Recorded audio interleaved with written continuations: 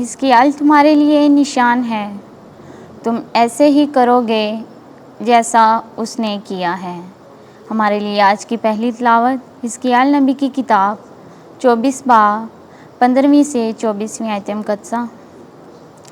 ایک دن میں نے خداوند کا کلمہ پایا، اس نے کہا کہ اے ابن بشر، دیکھ میں تیری آنکھوں کی پتلی ایک ہی ضرب میں تجھ سے جدا کر دوں گا، پر تو نہ ماتم کرنا، نہ رونا، نہ اشک بہانا، چپکے سے آہیں مار اور مردے پر نوحہ نہ کر، بلکہ دستار باندھ اور اپنے پاؤں میں جوتی پہن، اپنے ہونٹوں کو نہ ڈھانپ اور نوحہ گروں کی روٹی نہ کھا، اور لوگوں سے بات کر پس شام کے وقت میری بیوی مر گئی، پھر میں نے صبح کو وہی کیا جس کا مجھے حکم ملا تھا۔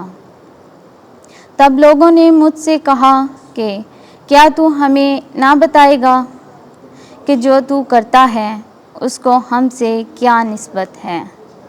اور میں نے ان سے کہا کہ میں خداوند کا کلمہ پایا۔ اس نے فرمایا کہ اسرائیل کے گھرانے سے کہہ دے کہ مالک خداوند یوں فرماتا ہے، دیکھ میں اپنے مقدس کو جو تمہارے زور کا فخر اور تمہاری آنکھوں کی پتلی اور تمہارے دلوں کا مرغوب ہے، ناپاک کر دوں گا، اور تمہارے بیٹے اور تمہاری بیٹیاں جن کو تم پیچھے چھوڑ آئے ہو تلوار سے مارے جائیں گے، اور تم ایسے ہی کرو گے جیسے میں نے کیا ہے۔ تم اپنے ہونٹوں کو نہ ڈھانپو گے اور نوحہ گروں کی روٹی نہ کھاؤ گے، اور تمہاری دستاریں تمہارے سروں پر اور تمہاری جوتیاں تمہارے پاؤں میں ہوں گی، اور تم نوحہ یا زاری نہ کرو گے، بلکہ اپنی بدی کے باعث بے تاب ہوگے، اور ایک دوسرے کی طرف دیکھ کر آہیں بھرو گے۔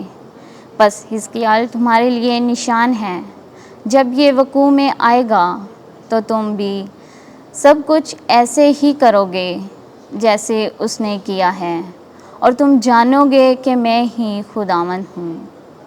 آمین۔ پاک کلام کے پڑھے اور سنے جانے پر خداوند کی خاص برکت ہو۔ زبور۔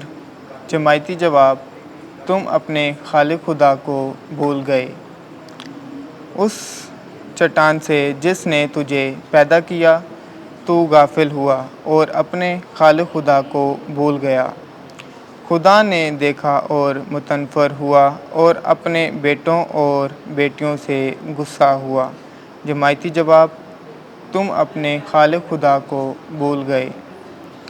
اس نے کہا کہ میں ان سے اپنا منہ چھپاؤں گا تاکہ دیکھوں کہ ان کا انجام کیسا ہوگا، تو وہ ایک نسل کنج رفتار ہیں، ایسے فرزند جن میں وفا نہیں ہے۔ جماعتی جواب: تم اپنے خالق خدا کو بھول گئے۔